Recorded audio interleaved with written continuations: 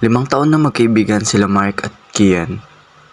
Sa 5 taon na yon, 5 taon na rin tinatago ni Kian yung nararamdaman niya para sa matalik niyang best friend. At yun ay si Mark. At ito naman si Mark, laging tumatakbo kay Kian kapag may problema siya. At syempre, itong si Kian, hindi siya makatanggi dahil gusto niya ito at matagal na sila magkaibigan.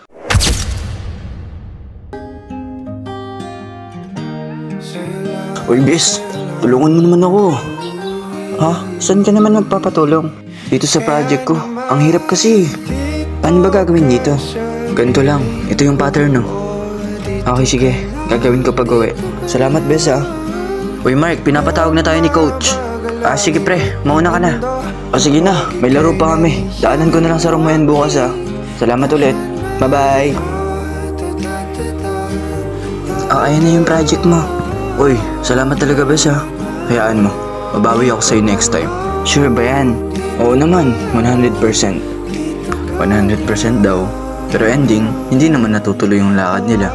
Uy, Bes, sorry ah. Hindi kita nasamahan nung nakaraan. Lumabas kasi kami ni Gracia eh. Sorry ah. Ano ka ba, Bes? Okay lang yun. By the way, pwede ka ba ngayon? Tara mag-milk tea. Basta ba libre mo? Palagi naman eh. Kailan ka ba ng libre? Medyo ko lang. Kilala mo na talaga ako, ano? Hayaan mo next time. Kapag may extra ako naman yung manlilibre. Uy, Bes. Salamat sa pamilk tea, ah. You're welcome. Habang naglalakad si Kian papunta sa room niya, nang biglang... Boo! Kabayo! Nasaan? Ano ba yun, Mark? Nakakainis naman, oh. Sorry na. Alam mo, ang aga-aga ang init-init ng ulo mo. Paano ba naman kasi hindi maiinis doon? Ginulat mo ako. Kaya nga nagsasorry nga ni. Sorry na. By the way, free ka ba bukas? Pwede mo ba ako samahan? Saan na naman tayo pupunta? Sa Tanawan. Bakit ayaw mo magpasama sa girlfriend mo? Wala na kami. Ha? Paano? Anong nangyari? Basta, mahabang kwento. Ano, sasamahan mo ba ako? Oo na. Ano pa bang magagawa ko? You know, kaya sa'yo ako eh.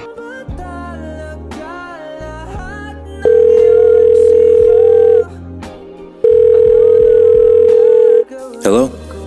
Lumabas ka. Nandito na ako. Ha? Anong ginagawa mo dyan? Sasamahan mo nga niya ako, di ba?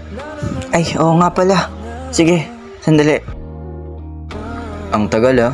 Ang init-init oh. Ang arte ah. O siya, pasok ka. Bilisan mo, baka matraffic tayo.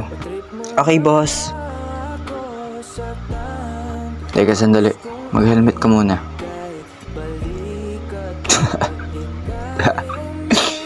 Bakit ka tumatawa? May dumi ba sa mukha ko? Wala. Maligas yung pagsuot mo ng helmet. Teka nga, ako na. Okay na ba? O ayan, okay na. Kumapit ka mabuti. Makalipas ang 2 oras, nakarating na sila sa pupuntahan nilang lugar. Oh, nandito na tayo. Ang ganda. Bakit? First time mo lang ba nakapunta dito? Hindi naman kasi ako mahilig lumabas. Sa bagay. Alam mo, kapag may problema ako, dito lang ako pumupunta. Ba't hindi mo sinasama yung mga girlfriend mo? Anong mga? Girlfriend lang pala. Hindi ba counted yung nakaangkas sa'yo ng isang araw? Dami-dami mo naman kasing babae. Ganun talaga kapag pogi. Pogi? Saan banda? Ganun. Oo na. Pogi ka na. By the way, salamat ah. Salamat saan?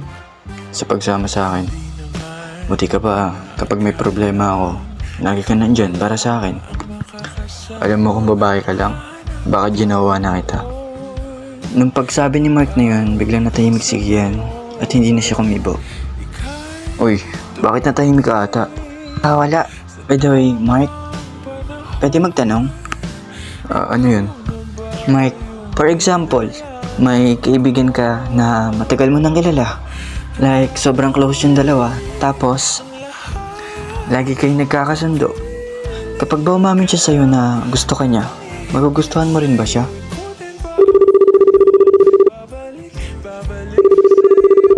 Teka, sandali lang ah.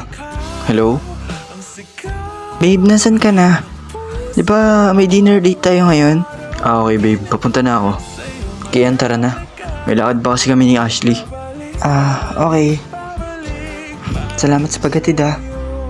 Wala yan. Ingat ka. Salamat.